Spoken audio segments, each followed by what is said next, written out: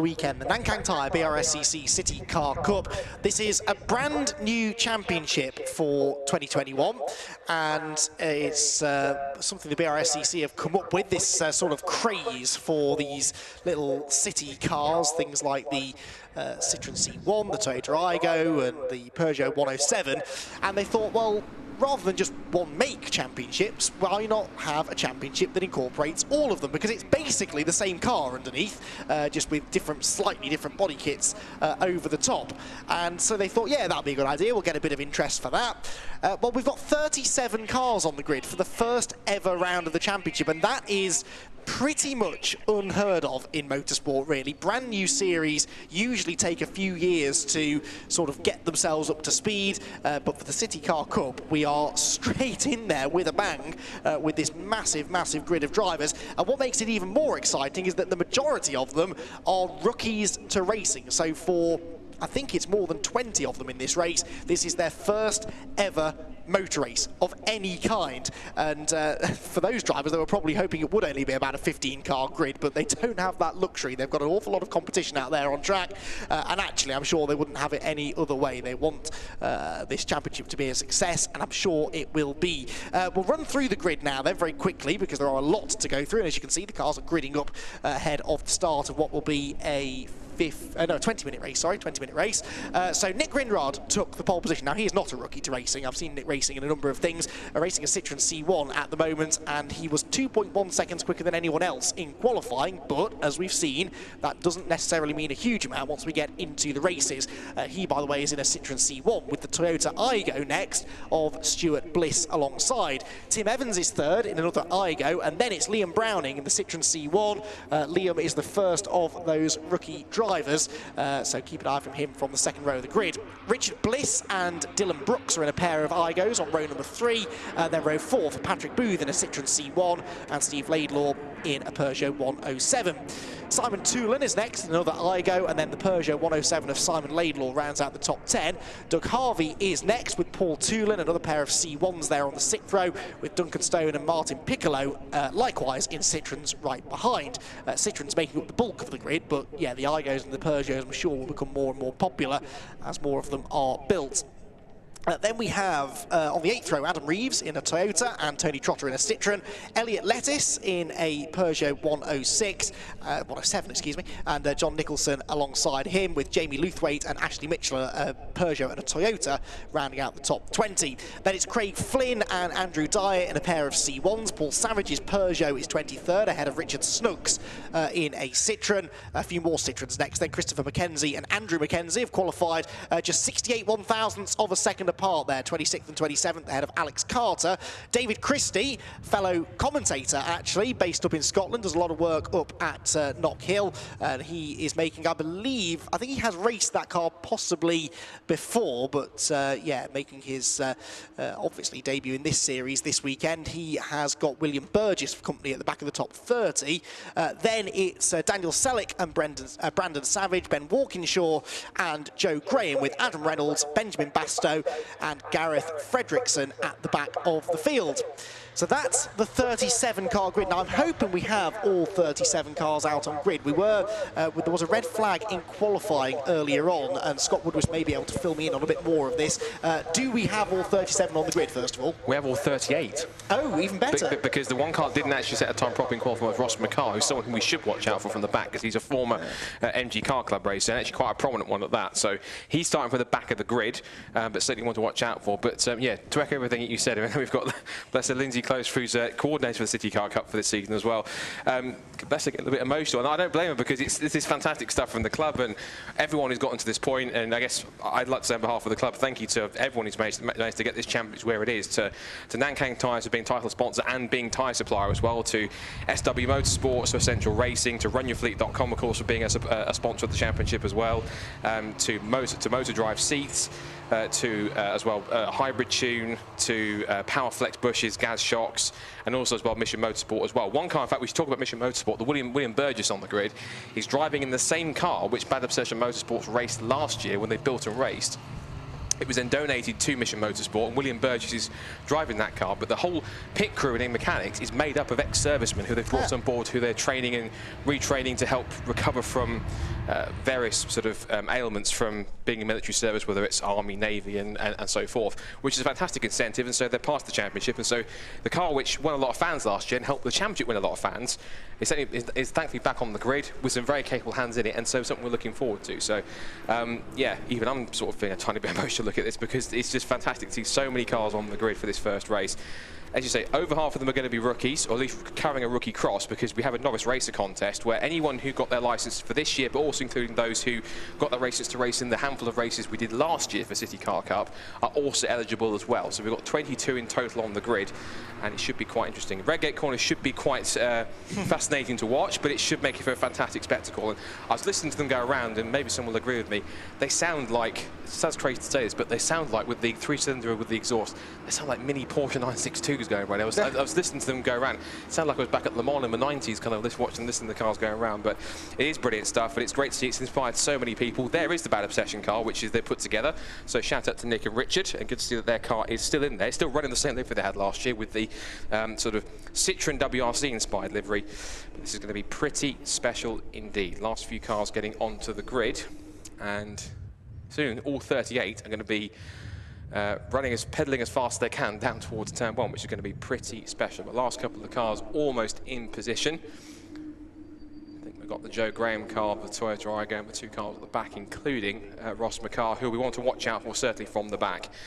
It makes for quite an incredible sight, and a big thank you to everyone that's got us to this point. But the green flag is at the back. Stand by for action. The first ever championship race for the Nankang Tyre CityCar Cup. 38 cars about to head down towards Redgate Corner. Let's find out how it goes. Lights out, and we are CityCar Cup racing for 2021. Looks like a fairly clean start from everyone, of course, so far. But now we make the run down towards Redgate Corner. So hold your breath, everyone. Let's see how it works. It is going to be Grindrod and Bliss side by side down towards it. They make for a stunning sight down the pit straight, but under brakes 2, 3 abreast. Bliss does have a look up the inside, but manages to back out of it quickly. Now then, can they all get through Redgate Corner unscathed? They look as though they're doing just about so. It's all clean so far. Yes, they have. So well done to all of them. All 38 drivers. That's incredible stuff, including all of our 20-plus rookies on the grid. Through the credit curves, and it's side by side already. Tim Evans running well with the Toyota Aygo, so it's now Citroen from Toyota. Liam Browning's in the mix as well in there too. And Dylan Brooks is in there as well, as they turn their way through the old hairpins. Lock up from one of the cars in the midfield as well, one of the Citroens. But I have to say, Andy, that's certainly a proud moment for everyone involved. Everyone's got through so far the first half a lap so far pretty cleanly, and it has to be a big moment for everyone who certainly will be proud to get it off the ground. Tell you what, you'd have got good odds on that not happening, I think, ahead of this race. With so many rookie drivers on the grid, you'd have expected at least one of them to come over a bit overexcited on the first lap and find their way into the kitty litter, but they're all still there, and good racing already starting, isn't it, here, with the leading group of 3, the Citroen ahead of the 2 Toyotas, side-by-side battling wherever you look, quite frankly. 91 there on the outside line, trying to hold on to a position as they go out onto the exhibition straight and come towards the completion of, for many of them, their first ever racing lap. Into the braking zone there goes Nick Grindrod. He is now starting to make a break, as we kind of expected him to. The real battle may be to see who joins him on the podium, because you've got Stuart Bliss and Tim Evans, 2nd and 3rd in grid order, and then everyone else hopping and bouncing their way through the final chicane, leaning on each other, getting very close and personal. But these cars, they're so small, you kind of can run 2, 3, 4 wide across the start-finish line here without too much risk. There's even a bit of bump drafting going on there in that midfield pack as they try and gain a little bit of extra straight line speed. 3 wide into Redgate Corner, diving up the inside line. This is all getting very tight indeed. Again, they just about avoid making contact. Brilliant racing here. Oh, and there's a boot open there, is there? That's one of the Peugeot 107s. I couldn't quite catch who it was. It might be one of the Laidlaws, I think, but that car is getting a bit of extra aerodynamic aid, I think, unintentionally from that car as it heads down through the Craner curves. And it's whether it's helping or hindering or not, we'll have to wait and see. But there it is. You can see it quite clearly. I think it is one of the Laidlaw cars. Which one it is, we'll have to wait and see. But he's got to go around the outside of him. Doug Harvey, who's another one to watch, actually. He's a quite prominent racer. He's a former Compact Cup racer as well, to point out. So he's no stranger to tin tops, but he's gone from rear-wheel drive to front-wheel drive, and certainly making the transition and trying to get close in terms of a good few positions made up. Up the inside goes number 63 of Stone. up the inside of one of our 2 converts from MG Cup. I think that's Brooks number 30, sorry, Booth number 33. So he's no stranger to racing. He and Ross McCarr came across as part of 4G Racing, and they're both MG Cup stalwarts, but it's their first weekend in the city cars, as is for many people. Around the outside goes Richard Bliss in one of the 5 Auto Bliss repair cars. I think they're all Toyota Aigos from Auto Bliss. And look at that, at the inside, number 5 is Simon Toolan, former Pacific Cup coordinator. He's certainly getting his elbows out here, and I think as we possibly expected, even despite given the diminutive size, they are going 3 or 4 abreast into the Robert chicane. They go the top 3.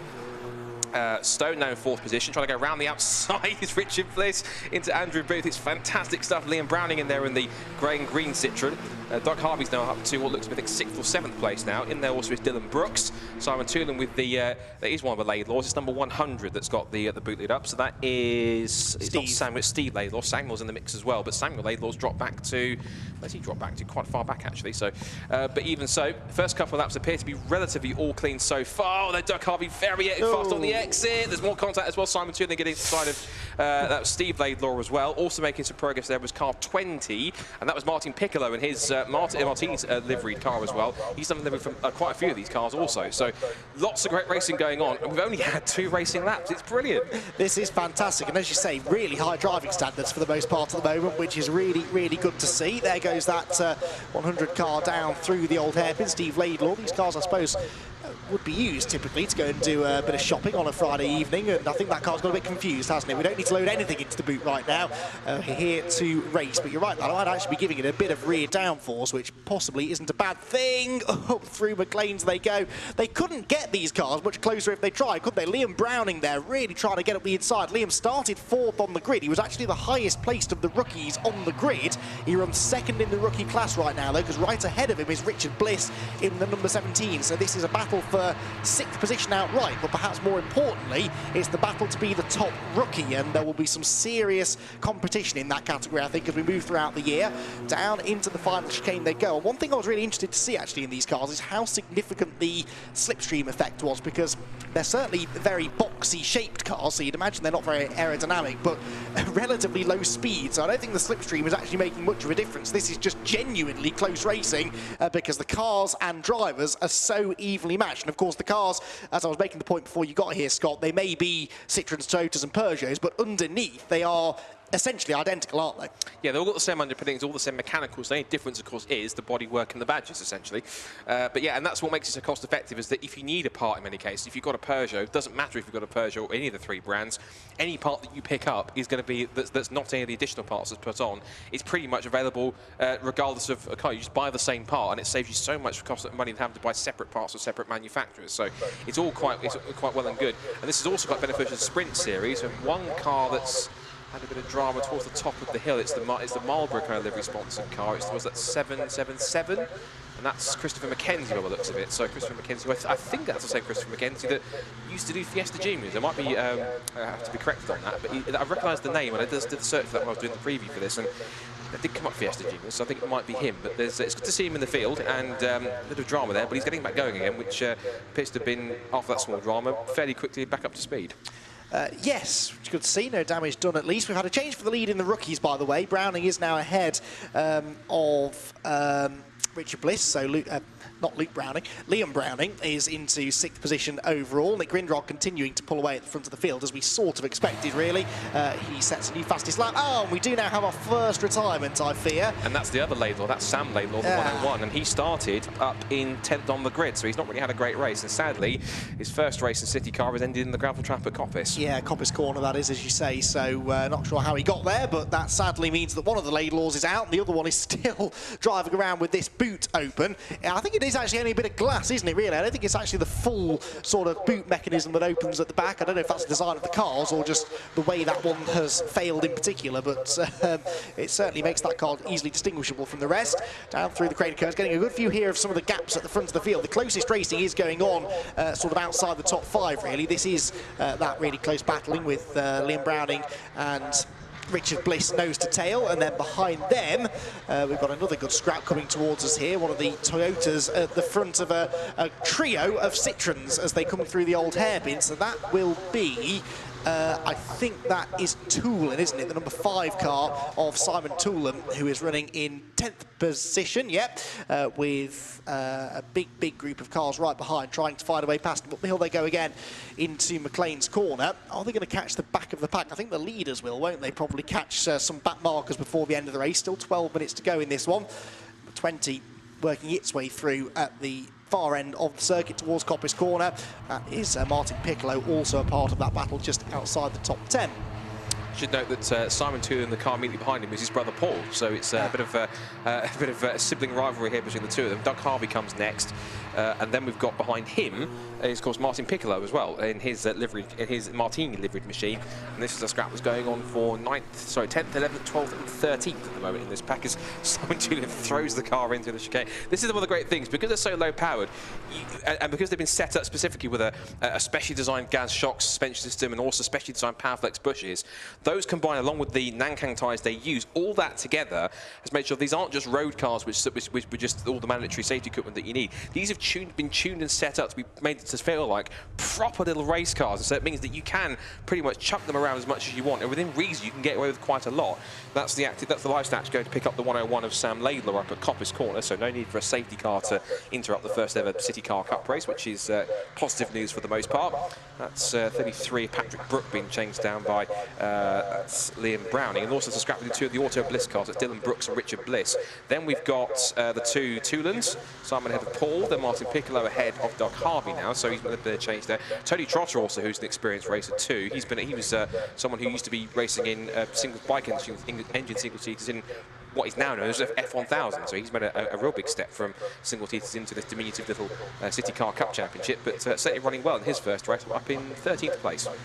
Yeah, you can really see the way that the cars are set up so well and prepared so well, because they're carrying a lot of corner speed. They're really throwing the cars into corners like Redgate and the Old Hairpin, up here at McLean's as well. And that is the sign of a well-made car and a well-designed car, that you can carry good corner speed. It's one thing to put a big engine in a car, which these cars certainly don't have, but to make it go around the corners quickly, that takes quite a bit more engineering ingenuity. And yeah, really shows these are proper little racing cars, and I think this is a series that's got a very, very bright future indeed. Whoops, that's an issue, is it? Is that Doug Christie, I think?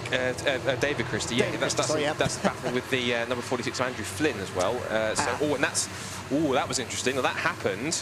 That was in the yellow flag zone. That was up at Coppice Corner. So I wonder, is Andrew Flynn possibly going to get pinged for that? I possibly wonder. That might be something to watch out for. Here's another car that you can't really miss. That's the 310, which is the quite brightly coloured machine of, I'll get on my grid here, 310 was John Nicholson. And behind him is William Burgess in the Mission Motorsport car. One driver I need to point out has made some incredible progress is the man I've started to watch out for the back of the grid, Ross McCarr, because he started back in 38th, and he's already made up, get this, 25 positions up to 13th place already. So he's absolutely flying along. His next target is going to be Tony Trotter, who was only the massive margin of 0.06 of a second behind at the line. So I suspect if he carries on like this, Andy, he may well be from the back of the grid be able to pick up a top 10. Yeah, I'd say that's quite likely actually, because he's only a couple of seconds away from top 10 and a couple of good overtakes away from there. Yeah, that what caught my attention up at Coppice was that David Christie tried to make a move on the inside and then seemed to suddenly stop on the apex. So I think actually he saw the yellow flag and was trying to board the overtake, and now he, wow, really throws out the anchor to try and save it down at the Old Hairpin. David Christie, is that something dangling? Is that the exhaust? I think that's the exhaust that's hanging off the car. Dear, he's having an eventful time of it, isn't he? Is David Christie. He's been doing a fair bit of sim racing actually over the lockdowns, and he tends to be at the centre of a lot of activity in that as well, does David, who is an all-round good guy. And if ever you have any tech problems, do drop him a message, because he solved quite a few for me over the last few months as I've gone into sim racing a little bit as well. It's all a bit alien to me, but Dave Christie certainly knows a little bit more about that than I do, and as it happens, is a pretty handy driver as well. He's running, where is he at the moment? 25th. Which on any other grid would be pretty terrible, but when you consider we've got nearly 40 cars out there, that's actually pretty decent. Right in the middle of the field is David in that bright yellow Peugeot, which works its way down into the chicane. 7 3/4 minutes then still to go. 15 seconds the margin for Nick Grindrod out in front. I mean, a driver of Nick's experience, you would expect to be able to jump into one of these cars and go well, but they do seem, from the outside at least, Scott, I mean, I haven't driven one of these, but they look like they're quite easy to get your head around, and so that's ideal really, isn't it, for a series that is catering really for rookie drivers. You don't want this car to be the most challenging thing in the world. They need to be able to learn their racecraft and presumably move on further up the racing ladder later on. I think that's the reason why it's kind of been so popular, is because those who tried it out, they did a sort of like a taster day, sort of taster and media day up at Croft in last July, and what was key is that they got people down to try the cars out, and many people kind of commented that these cars, you can, as I said earlier on, you can do a lot with them and get away with it for the most part, and that makes it kind of really rookie friendly, because it means they're set up to feel like a proper race car. It's not just a car that feels like it's on stilts because it's on more road-based suspension, whereas these ones, because they feel low to the ground, they feel low slung, they feel properly set up like race cars with the grippy enough tyres and suspension settings, means that you can drive it as you probably would in a regular race car and not have to worry about the fact if you're possibly going to be pushing too hard, because it takes a lot to actually maybe make these cars break traction or even possibly slide around. So they are very forgiving, and you can do quite a lot before you find yourself in trouble. Yeah, definitely. That, again, is what you want, really. You're wanting to ease your way into your motor racing journey. Perhaps far too many people, I think, they want to go racing and they pick a car that is just going to be really challenging to drive as their first ever racing car, and unfortunately that can prove too difficult and you end up not going very far in your racing career. So yeah, this is the way to do it, I think, and a great championship it would be to make your racing debut. Of those making their debuts, or at least carrying that novice cross, it still is Liam Browning that leads the way. In fact, he's now got a 2.5 second cushion over Richard Bliss, second of the novice racers. Third of the novice racers is the number 14 of Dylan Brooks, though, and that's been a good battle going on in recent laps. There is the number 8, meanwhile, that's Adam Reeves on the outside line, another rookie just losing a position. But yeah, second place in the novice racers has changed hands a bit over the last few laps. There's Nick Grindrod coming through. He's just put a lap on the number 30 of Gareth Fredrickson, who was the last car in qualifying. He's not last in the race though, so he's improved quite nicely based on his qualified performance, where he was some 16 seconds off pole position. Well, he's only now gone a lap down to the race leader, Nick Grindrod, who we haven't seen a huge amount of. That's the one pitfall of dominating a race, isn't it? You don't get much TV time. But of course, it's kind of usually, some racers will probably complain about that, thinking, well, you only saw him at the front at the beginning. Yeah, because you ran away with the lead so much. So that's probably the reason why. So it's probably incentive for him to kind of back off a little bit and make it a better race. But I digress. Obviously, Nick is an experienced driver. He's an experienced pickup racer, amongst other things. He has raced C1s before, so in other guises. So certainly he'll be in the mix. Lots of mixing going on here. Then we've got Andrew Flynn having a great scrap here with the 65 of Mitchell. Get the name on that one, 65.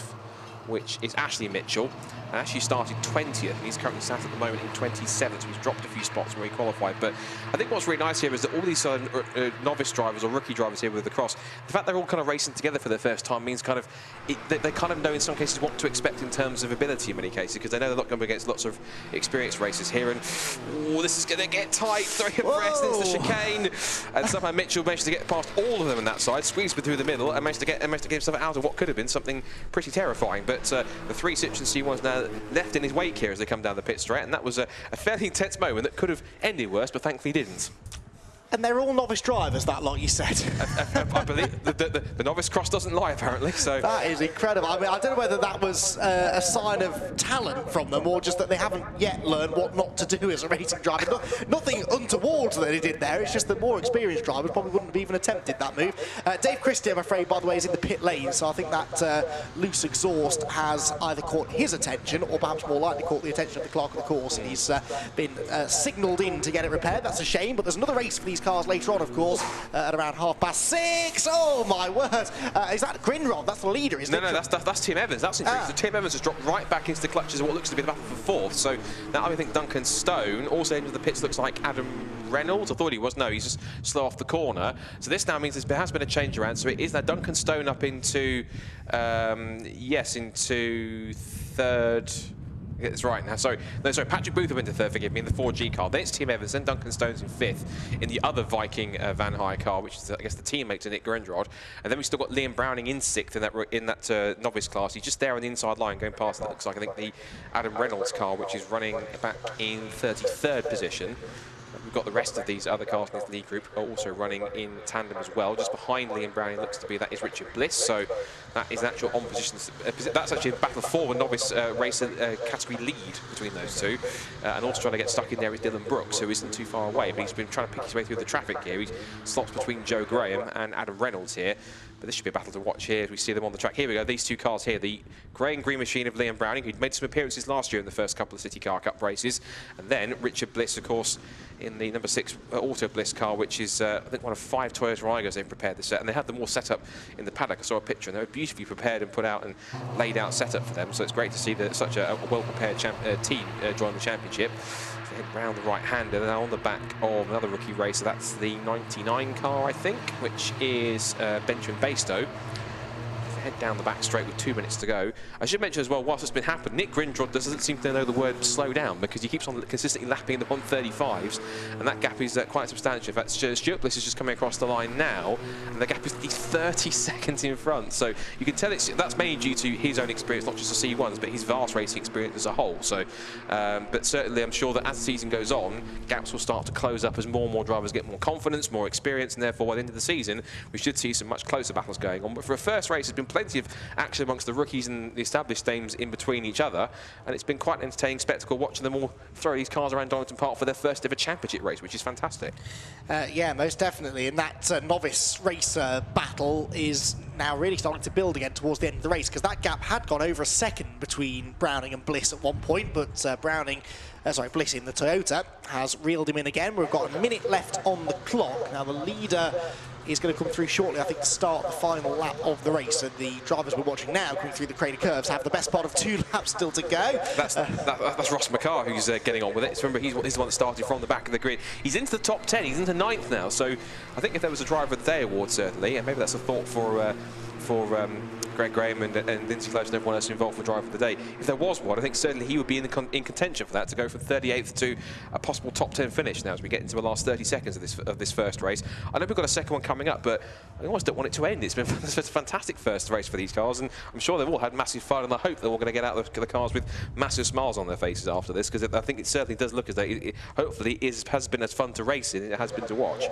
Yeah, I'm pretty sure they've all enjoyed it. Even those that maybe have slipped backwards a bit or had some problems, I think they've all enjoyed their racing, and it's part of the learning curve ultimately, isn't it? Now, as we watch on the screen, the number 22 car, Nick Grindrod, coming through to the old hairpin for the final time. The clock ticks down to 0. Race is about to be over. Out of the window, I can see it's going to be almost side by side for the lead of the novice racing class going into Redgate Corner, because Richard Bliss, having dropped back a lap ago, is now right back on the tail of Liam Browning. So the overall leader, Nick Grindrod, under absolutely no pressure. He's 32 seconds up the road of anybody else, but for the novice win, that one is going to go right down to the wire. They pulled a few seconds now over Doug Harvey in 3rd place. Grindrod still has a couple of back markers to deal with here, though. Craig Flynn there in the 46, another novice race. You can see the yellow and black novice cross on the back of the car, denoting that he is a racing rookie.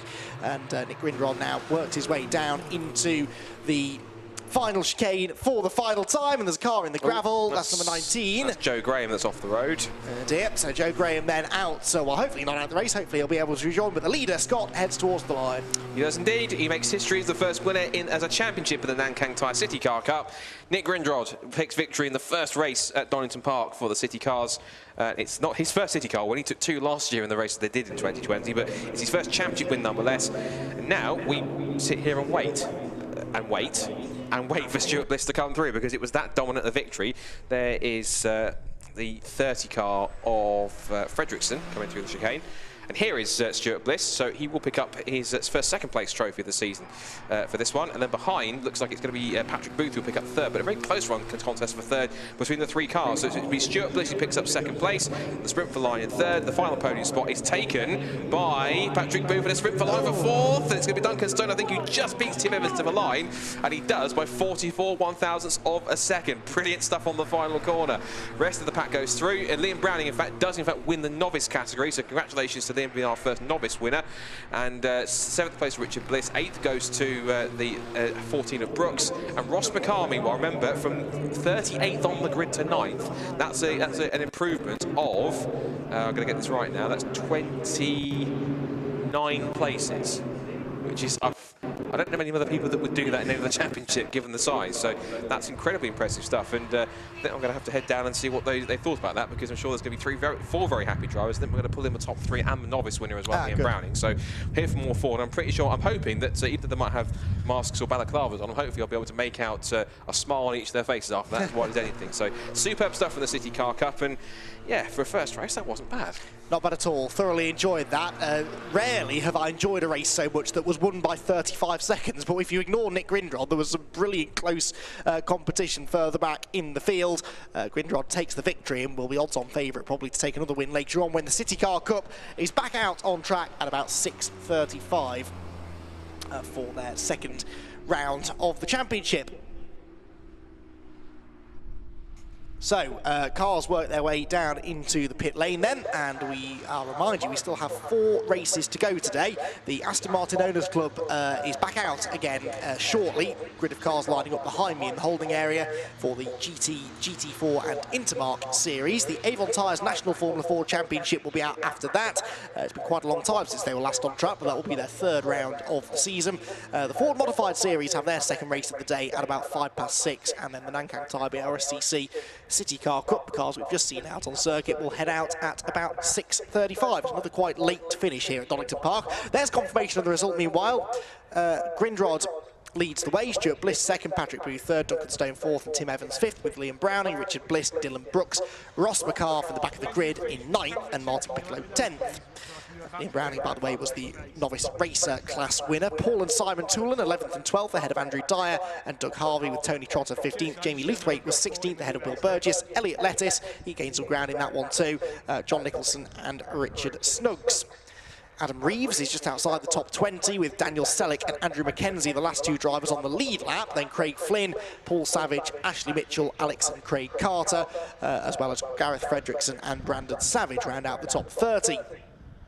Still they come. Benjamin Bastow, Adam Reynolds and Ben Walkingshaw were the last 3 finishers. We lost, sadly, Joe Graham in the gravel at Redgate towards the end. David Christie, of course, was a non-finisher with his exhaust issues. Steve Laidlaw, Christopher McKenzie, and at the back of the grid, the other Laidlaw, unfortunately, also non-finishers. Now, we're hoping to have a chat with our top 3 and our novice racer winner, although where they were supposed to be stopping, as I understood, down at the bottom of the commentary box, they're not. They're all going down into the Parc Ferme area, so Scott possibly has a bit of a walk to go find them, but you know, especially, I mean, Nick Grindrod maybe not, but for those that are brand new to racing, it's not something you really tend to think of as your post-race procedure. All of your efforts go into what happens before and during the race. Let's head down to Scott Woodwiss, who I think now has found our City Car Cup race winner. Race winner for City Car Cup, but not a stranger to winning in the series. We've got the Nick Grindrod, and Nick looked like quite good fun, even though you did have quite a lead in the end. But yeah, you kept on setting fast slaps, and I think the smile on your face is everything. You seem to enjoy that. I did. They're great little cars. They are great little cars to drive. Loads of grip, not a lot of power, so you just got to keep it well wound up in the corners. But yeah, great fun. You've obviously got a lot of experience. Obviously, how does this car compare to anything else you've driven? Apart from the power, it's as grippy, and you know the Nankang tyres grip really well. So yeah, we need another couple of 100 horsepower. We'll be okay. You'll have to talk to Greg about that. Yeah, we'll have a word with him. Yeah, but great stuff, and I think that gives you now pole for the second race. So you've got to try and do it again now. Yeah, we've fitted a new sunstrip. There's obviously the Nankang sunstrip, and I can't see the start lights, so I didn't quite get the best start. But yeah, fair play to them. It looked like it was a great battle. So behind me, so yeah, great. Yeah, some great stuff on there, but whether you'll be part of it depends on how quick you are. But yeah, well done. First points on the board, and fingers crossed you can do it again. Yeah, all in all, look like you had fun out there as well. Great fun. It's well, new to the championship, so it was really good fun, to be fair. Good start and a good little battle with Nick. He just got away a bit, and then it was just a case of keeping second really and staying there for the second race. It was good. And they're quite fun little cars to drive, it seems. They seem to be able to chuck them into the corners, and they do almost everything you want them to. Yeah, they're great fun. Like, you can throw them around, loads of grip. Obviously, like Nick said, not much power, but there's smiles everywhere, so it's really good. So front row start again for race 2. You've got to try and beat Nick off the line, see if you can get in front of him. We'll try again. Hopefully it'll be, well, a bit better this time. Well done for second, and we'll see you in race 2. Well done. Let's bring Duncan in. Oh, Patrick, sorry. So many names to learn, so many faces to learn as well. So Patrick, but Patrick, third place for you. Obviously, we've seen you before in MG Cup in the past as well. Yep. But first time in CityCar, and how'd you find it? Podium. Oh, it's fantastic. It's an unbelievable race, I have to say. We only finished the car basically yesterday. Oh, wow. Only decided to race a week and a half ago, and then qualifying this morning was basically learning how this car goes around this track. So no, it's fantastic, great racing. We caught up with the back markers, who I must say drove brilliantly, because there were about 6 of us at one time in the space for about 2 cars down the back straight. Everyone drove really well, so no, really good, clean race. Really pleased with that. So now it's third place on the grid for race 2. You're going to try and see if you can get a good start and pick off the guys in front if you can? I'm going to try and copy something off the guys in front, I think. We'll go and study up and we'll see you for race 2. Well done. Brilliant, thanks a lot. Cheers. And we've also got our first novice class winner as well, which is Liam Browning as well. So Liam, congratulations. Obviously plenty of you out there for novices, and you came top of the pile, so that's not a bad start to the season. Yeah, mega start. Yeah, we had a great battle, me and second. I think it's Rick Bliss, unreal. I came around about lap 7 or lap 8, had good pace, and I bent a steering arm, I reckon, on the last chicane. So we lost a bit of pace, and he started catching me, and I'm just like looking in the mirror constantly. And then I had a bit of a ding dong with him somewhere, as you got a bit of car repairing to do, and get going for race 2. Of course, these are obviously you've been one of the many novice drivers in the field, but I think is it a fairly novice-friendly car? Is it something you can do a lot with it and get away with it quite a lot in terms of driving it? Especially in terms of it's got the right braking, it's got the right suspension, it's got the right feel. So it feels like a race car, but it's super slow. Obviously 68 horsepower. So yeah, super slow, but they're great grippy cars, good fun, super close racing as you can see there. Just the front boys are on a different level at the moment. So let's find some pace and go going for race 2. Fingers crossed you can make it another novice win. I hope so. Can I make a quick shout out? Of course you can. Thanks to the boys at Luxium 24, Tate's Cars, Pro Drift Academy UK. Thanks very much. Well done to you for taking the first novice win, and hope you're more the same. Much. And Mum and Dad, cheers. You weren't with us a few hours ago. It was Nick Grindrod that dominated the first race. The cars are all identical in performance, but Nick Grindrod is probably, well, no, definitely the most experienced driver on the grid. So Grindrod dominated the race, but behind him there was lots of action. Stuart Bliss was second and Patrick Booth was third. And in the new racers, or the rookie racers class, Liam Browning and Richard Bliss put on a race-long duel to finish first and second in class. The result of that first race sets the grid for race 2, so let's go through it, shall we? We've got number 22, Nick Grindrod, on the pole position.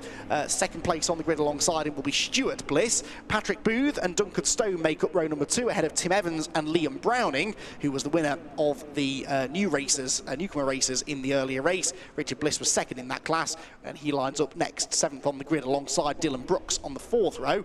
Ross McCarr came from the back of the grid, having not qualified earlier on this morning, so he had to start from the back of the grid, the back of a 38 car grid no less, and finished 9th place. That was a remarkable effort, picking up nearly 30 positions, so he could be one for the podium in this one. He's got Martin Piccolo for company on row number 5. Paul Toolam and Simon Toolam were inseparable all race, and they start this one therefore together as well on the 6th row. Andrew Dyer and Doug Harvey are on row 7. Tony Trotter and Jamie Luthwaite are on the 8th row, with William Burgess and John Nicholson on row 9. Richard Snuggs and Adam Reeves round out the top 20 on row number 10. Daniel Selleck and Andrew McKenzie are next, ahead of Elliot Lettis and Craig Flynn. Paul Savage and Ashley Mitchell are on row 13. Then it's Alex Carter and Craig Carter, again 2 family members, finding themselves sharing a row of the grid, this time on row 14, with Gareth Fredrickson and Brandon Savage rounding out the top 30 on the grid.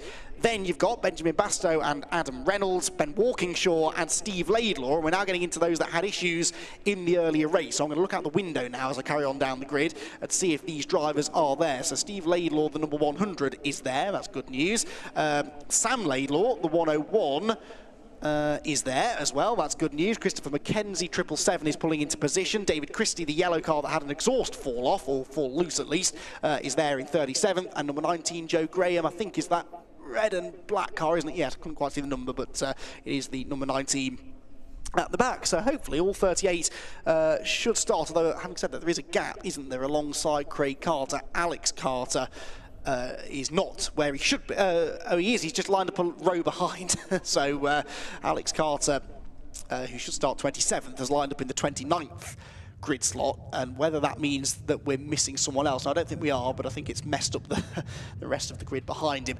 Anyway, doesn't really matter.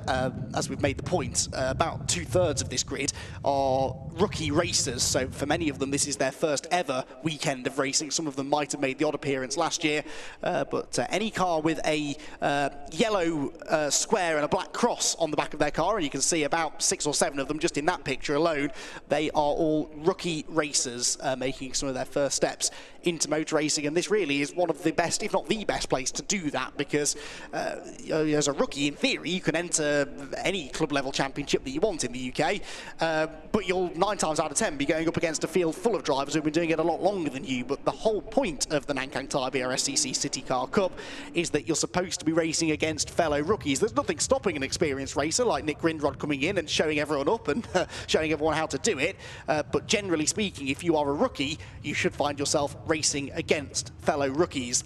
So that is certainly the case here with, I can't remember the precise number of rookie drivers, I have been told 22, there we go.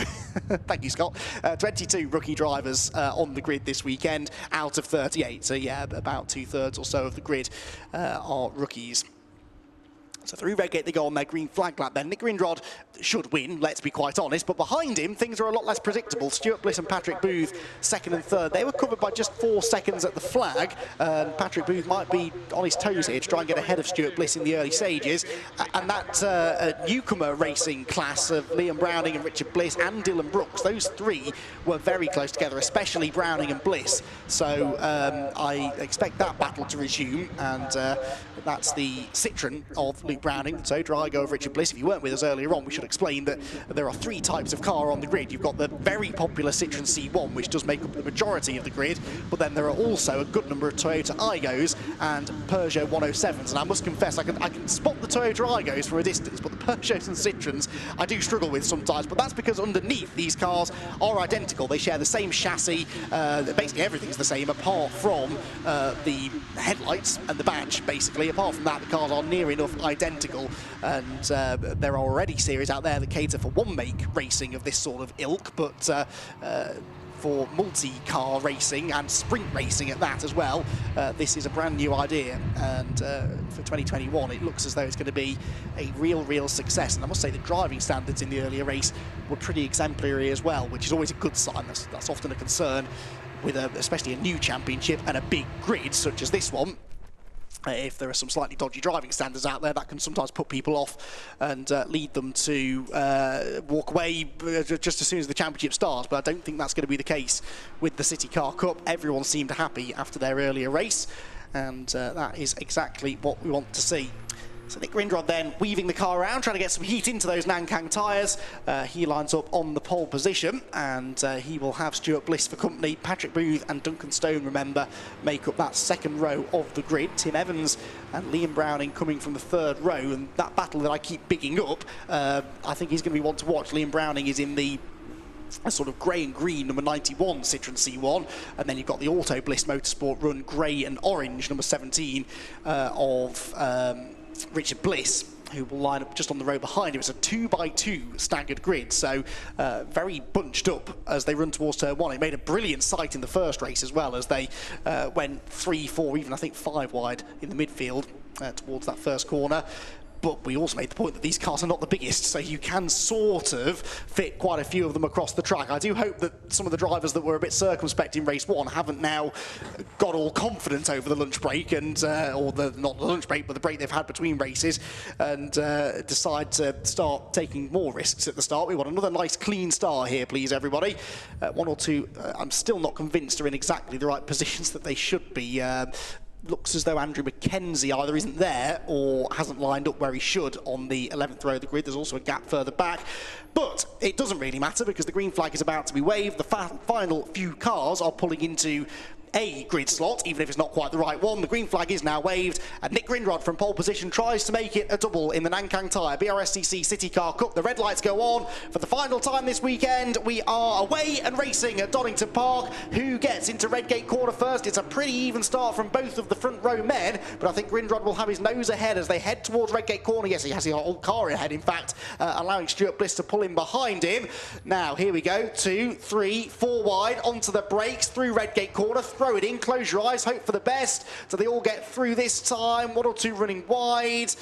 Holding my breath. Yes, they're all through again. Well done. Down through the Craner curves they go for the first time. Dave Christie there gaining some places in the yellow car from the back of the grid. Grindrod then leads the way. Stuart Bliss in second, side by side for third position. Patrick Booth there looks as though he might lose third place if he's not too careful. Down into the old hairpin. Yes, he does. Drops down to fourth position. And again, this is another real pinch point on cold tyres. Easy to lose control down here.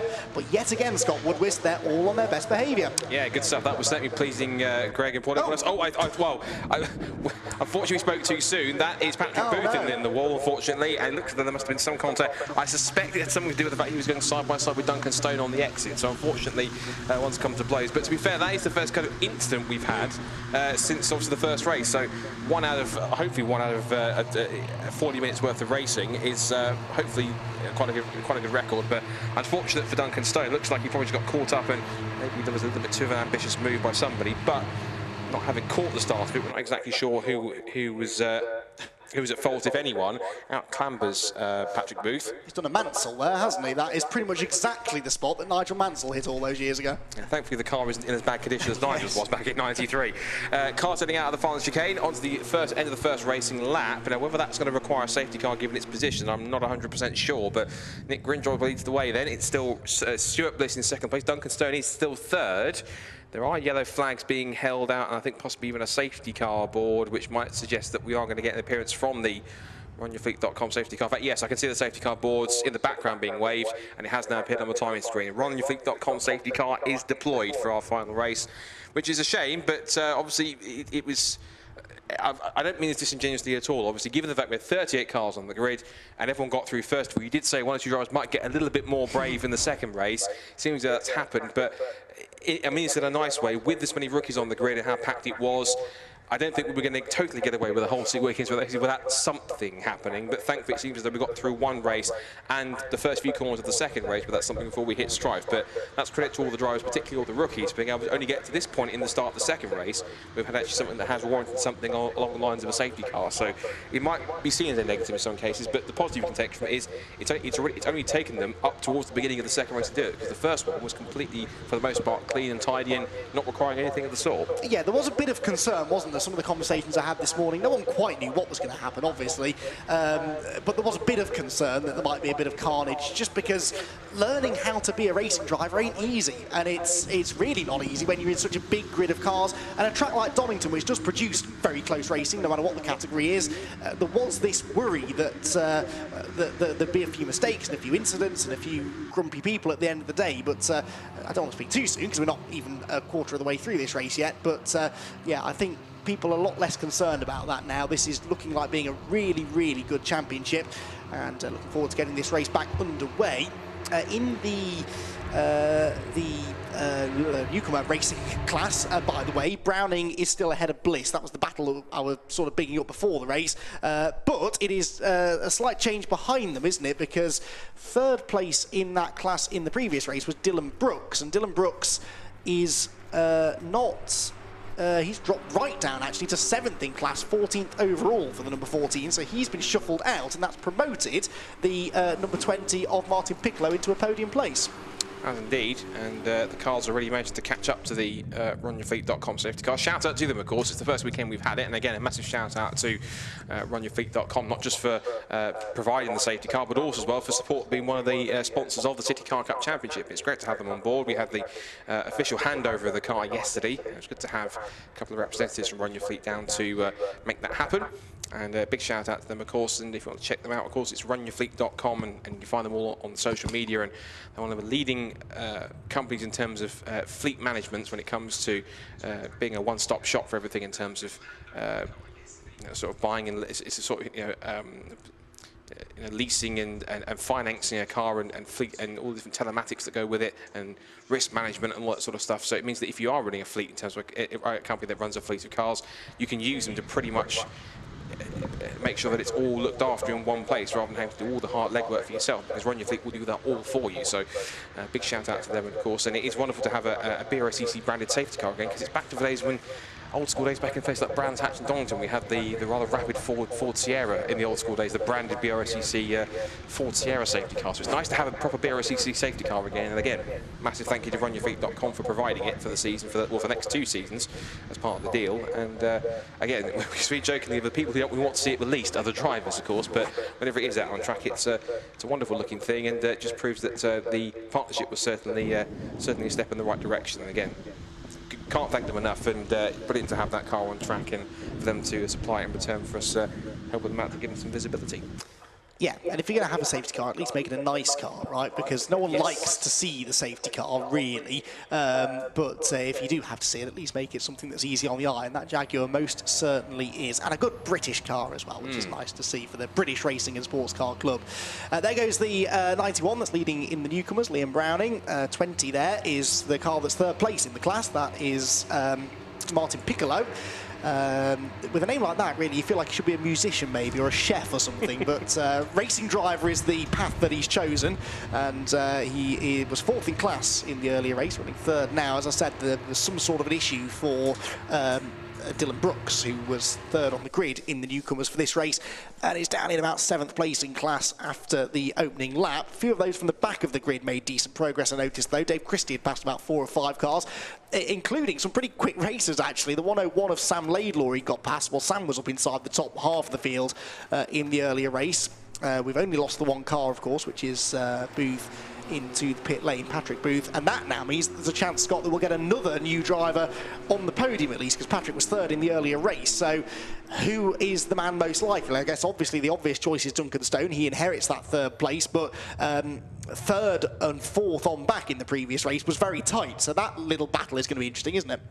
It is. I think you have to also throw in a certain Ross McCarr as well, because he sat there currently in 5th position. Of course, started 9th after he started at the back of the grid, 38th, and picked up 29 places. So if that was his pace in a regular 20-minute race, with a shortened one being up towards the front of the grid and having already made up 4 places, including obviously the benefit of his teammate Patrick Booth going off the road, being 5th on the restart, and someone who's very experienced in racing, particularly I know him from his days in MG Cup, and I think he still frequents it every now and again. But to have him in the championship, someone who's experienced as him in front-wheel drive, will certainly mean that he would be putting it all the experience to good use, and he certainly did in race 1.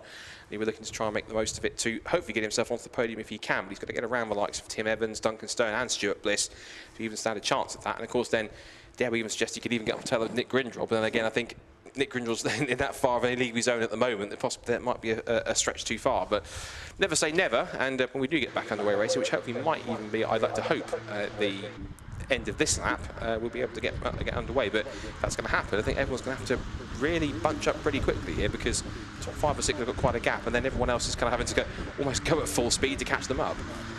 Yeah, I'm just looking at Ross McCarr's lap times from the early race. Obviously, he spent that entire race in traffic, deep in traffic in the early stages, but he managed a 1:37.6, which was quicker than a few of the drivers ahead of him on the grid. Most of those he's overtaken already.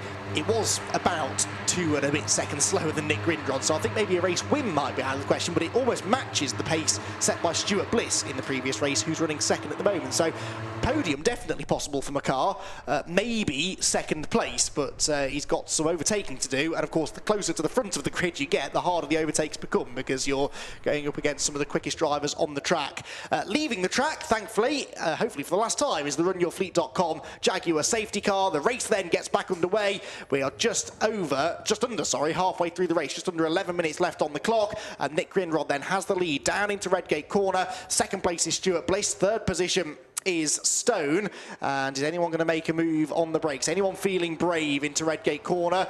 Well, the answer is no, it seems. Everyone is having a go at setting fastest lap, because of course we haven't yet actually had a full green flag lap of racing, because the safety car was called before the end of lap number 1 through Redgate. Of course, a few of them have lost a bit of tyre temperature now as well, so there's a bit of sliding around going on cold tyres. But hey, if they can manage cold tyres on lap 1 when they're 3 and 4 wide, then a single file safety car restart really shouldn't be such an issue. Grindrod then with the lead already starting to get away, but we're anticipating some shuffling of the order behind him. Certainly are. Those top 5 are starting to make a break, and maybe Nick Grindrod might not have it as easy this time as he did before. And I almost thought for a second on the restart, because these cars don't have much horsepower. He was already pretty much at the beginning of the back straight. He was already full on the throttle, pretty much getting the restart underway. But even though he probably was going at full throttle, it wasn't making much difference in terms of the safety car getting away from him. So he is getting away from the leaders now. So it looks like the main battle is going to be this scrap for second place between Stuart Bliss, Duncan Stone, and Tim Evans. But Ross McCarr should hopefully be a little bit closer, because he's dropped back a little bit from this restart, and these 3 cars are bunched together and have to start working together in the slipstream down towards the Robert chicane. Ross McCarr's in a little bit of no man's land, and he might start to come under threat from the novice racer class cars behind. Of course, we've got Liam Browning with Richard Bliss, Martin Piccolo, and the Andrew Dyer car, number 15, all in the mix together, and also Paul Toole in there as well. So the top 5 are all together, just there or thereabouts in the rookie category. They said down the pit straight, and who else but Nick Grindrod takes the fastest lap of the race. Side by side for second, though. Stuart Bliss has the inside line, but Duncan Stone might try and make it a Viking Van Hire Viking Van Breakers 1-2 in that team, because he tries to go for second, but Stuart Bliss holds him off, and the momentum carried by Tim Evans was trying to see him pull his Toyota Aygo alongside the Citroen of Duncan Stone. And now Ross McCarr is steadily getting onto the back of this scrap for second, third, and fourth in P5. And just behind him, of course, is the top rookie Liam Browning. He did make a couple of appearances in the non-championship sort of pilot CityCar Cup race that we ran last year, and certainly enjoyed getting in the mix and doing his best to try and push on as hard as he can to keep with them and to get away from his fellow rookie drivers. But so far it seems that no matter what anyone does, or does in whichever way, there really is just no stopping Nick Grindrod. He just pulls away from the front and see you later. And it's worth pointing out, because I did see a conversation about this in the YouTube chat earlier on, but Nick Grindrod's car hasn't got 50 horsepower more than everybody else's. It's just he's that much more experienced than everyone else on the grid, and you give him clear track at the front of the field especially, and he's going to be tough to beat. Number 63 there, losing ground. Now this is towards this pointy end. This is for, well, third place now being lost by Stone, so that must have been the 23 of Evans going through on the inside. But look at the momentum that cost them off Coppice Corner, and now you've got some of the rookies getting involved as well, because Liam Browning is a part of this battle, and I think that possibly Richard Bliss is as well. In blissful isolation at the moment is Nick Grindrod out in front. Second place is Stuart Bliss, but everyone else trying to be third. It is going to be the 23 of Evans that has third place then, as they come across the start-finish line once again. Fourth place now for Stone in the 63, and then it is going to be Richard Bliss, who's got himself ahead of Liam Browning then for the rookie lead, or the newcomer lead I should say, in that group. So in that melee going through Coppice and down the back straight, he's been able to get the class lead away. The drivers that have sort of turquoisey green numbers next to their names on the scoring pylon, by the way, they are the rookies, and you can really see there just how many of the drivers on this grid are racing rookies. Through Hollywood and the Craner curves they go then, so it's Toyota that leads the way now in the rookie part of the race, and more importantly, he's got a car between himself, look, and his nearest rookie rival. That is McCarr, who rather than going forward is actually starting to slip back now, losing a place from where he restarted. That just shows the calibre of some of the rookie drivers, because of course Richard Bliss and Liam Browning will have never raced with Ross McCarr before in many cases, but the fact they can actually in pretty much bang on equal machinery are able to race with him and actually keep pace and even be quicker than him, which is quite stiff. In fact, Richard Bliss already onto the tail of both Duncan Stone and Tim Evans, and I don't want to speak too soon, but with 6.5 minutes to go, are we even going to start talking about the prospect of a rookie getting on the overall podium? That would be superb for a first weekend to just, you know, solidify the strength of some of the rookie drivers in the field. And the other two aren't too far away either. We've still got Liam Browning and also Martin Piccolo, who's not too far away. He's about half a second off the back of Liam Browning. So this is the main fight to watch for, of course. There is Nick Grindrod pretty much just spread eagling the field as he carries on. For second, though, here it comes. It's the move between the two Toyota Aygos, and Richard Bliss, Stuart Bliss swings in front and holds on. A bit of an interesting line across the exit that chicane from Duncan Stone. Look at this, it's 2 by 2, 3, count them 4, is dare we say 5 for rest down towards Redgate Corner. Grindrod in the foreground goes on, but this is the scrap for second place. So this is literally best of the rest behind Nick Grindrod, and there's about 6, there is 7 of them all together in this pack. This is second down to about 8th position as they dive up the inside. That was Duncan Stone on the back of Richard Bliss, as he just about holds on. He elbows now up wide Liam Browning, who just about holds on. Oh, was that window smashing or something on somewhere on the side? There was something that either flew off or something broke on one of the cars I saw there. I wasn't quite sure what it was or anything. I think it might be Martin Piccolo's driver's passenger window, I think. Because Martin Piccolo now has no glass on that passenger window, so I suspect that his window has disappeared. I think, yes, it has. It's gone. So there's quite a lot of glass in these cars, and whatever happened, it seemed to just smash either on its own or due to some contact. Right, okay, well, a bit of weight saving maybe, I suppose. It won't affect his performance too much, hopefully. And again, wherever you look, there is side-by-side racing. Down into the old hairpin here, that is the number 3 car, actually fending off the 46, I think. That is number 3, Elliot Lettuce, who does manage to hang on to what is 20th position. But the fighting back there is just as fierce as it is up here towards the front, and boy, is it fierce. This is a real step up, even from the entertaining racing we had in race number 1 earlier on this afternoon. Number 20 now moving in as well. That's Piccolo, isn't it? So you said he'd lost that window. He'd lost a few places as well, but he's starting to pick them back up again as they go down past the exhibition centre and into the chicane. That is Stuart Bliss running in second place. Is he escaping? Well, maybe a little bit, but I don't think he's going to stay that far ahead, because, of course, it's Ross McCarr now into third position. So McCarr is now in a podium place, and now he'll be after second place off the road, I'm afraid. That's number 43. That's Paul Savage, I think. Savage, yes. No, Brandon Savage. Brandon Savage. So there are a lot of family members sharing the track, aren't there? And yeah, Brandon, it is, unfortunately. That's also at the old hairpin. He's gone off to the right-hand side of the road, though, rather than the left. So he gives a different group of marshals a bit of work to do. And that was probably their classic running wide on the exit of the old hairpin, lose the back, drop a wheel onto the grass, and round the back into the car goes moment. And it looks as though he has punched the wall. It's not too severe, thankfully. Now, what's interesting here, there'll be yellow flags at least through, if not on the exit of the old hairpin, because, of course, of the incident that's just happened. I don't think it's going to warrant a safety car, but they'll probably just cover that with wave yellows on the exit until they can get it properly against the barrier and out of harm's way. But whilst that's happening, we continue to watch this one. Ross McCarr really does fancy second place here. He's on the back of Stuart Bliss and trying to hassle him for a move here. It's Toyota versus Citroen as they turn their way up through McLean's, and Ross McCarr right on the rear bumper, probably giving his Stuart Bliss, if he's got one, a rear-facing camera, a nice shot of the front end of his car, saying, hello, remember me, knocking on the door to try and get through here, and he's right on the back, and he's almost practically touching the rear bumper. He is touching the rear bumper now. Next, McLean's puts 2 wheels onto the cockpit, puts 2 wheels onto the grass, and Stuart Bliss is really forcing the issue. That's a bit naughty. He's squeezing him onto the grass. Ross McCarr puts 2 wheels onto it, and look at Richard Bliss on the outside. It's almost as if Richard Bliss thinking, right, you keep him at bay, I'll pass him down the outside, thank you, and away he goes. So Richard Bliss, rookie driver, is second in the road, and he gets past his sibling Stuart whilst he was defending Ross McCarr. That's sensational. Also up into third place is Duncan Stone. Brilliant stuff from the CityCar Cup in their second ever race, and yet again Ross McCarr trying to go down the inside of Stuart Bliss. Oh, there's a bit of, oh, that's interesting. There's a bit of, I think that's a bit of handbags. Oh, steady boys, that's not really called for. These two get a bit frustrated. Dear me, and Stone with a lunge as well. They've definitely found some bravery, haven't they, after race number 1, if that's what you want to call it anyway. But Stone with a real lunge into second place. Well, actually, he hasn't quite made it stick, has he? Because the Citroen hasn't quite moved ahead of the Toyota yet. Wheel to wheel down the hill. You've got, it's like Liam Browning, not far behind them either. He's in this group too.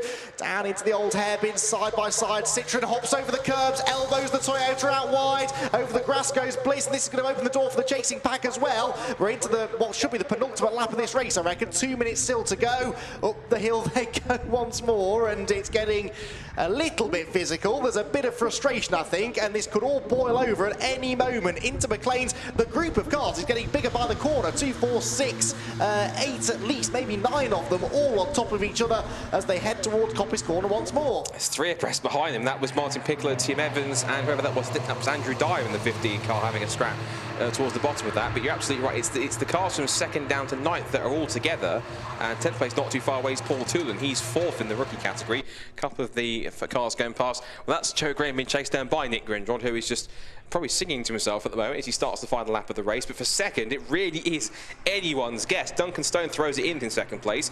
Will he stay there by the time we get to this point at the end of this final lap as they come onto the pit straight? The Bliss siblings are together. It's currently Richard ahead. No, is it? It's Richard, the Stuart ahead of Richard now, so they've changed around again. Oh, there was one car off in the background that I saw. That's one of the Toolans, I think, possibly Simon Toolan, I think, because Paul is in there in the silver and orange Citroen just at the back of this fantastic 2nd place battle. So this group then has, that was the group. There is Nick Grindrod just literally on in a country mile ahead as he was in race 1. You can prove how experienced he is, but this is the fight we need to watch then for 2nd place. Duncan Stone has it, but the people that want it include Liam Browning and Ross McCarr and Stuart Bliss and Richard Bliss. They've all spread out a little bit. Andrew Dyer there in the Trade Price car delivery machine is up there. He's made a couple of spots past Tim Evans and Martin Piccolo. So he's flying along at the moment in what is now, I think, 6th or 7th place he is. He crossed the line 7th place. more battles further back we're looking at here. There's Simon Toolan. He's having a scrap with Nicholson and Stokes. And what's the camera to quickly pan around because something we thought was happening. That's off the road. That's Elliot Luthwaite, I think, off the road. Jamie Luthwaite off the road. I know Elliot did some racing with it last year when they were part of the City Club Sport Trophy.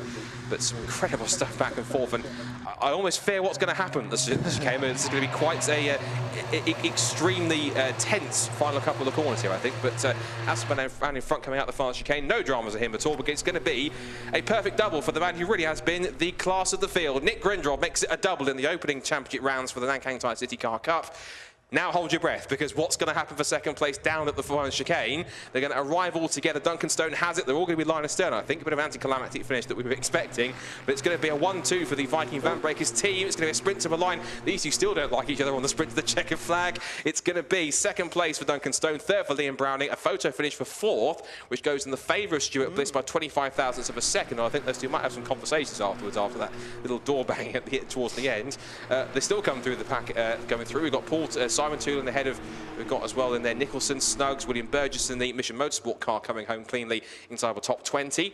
He comes through in, where did he come through in? 18th position. Lettis and Selleck rounding up the top 20.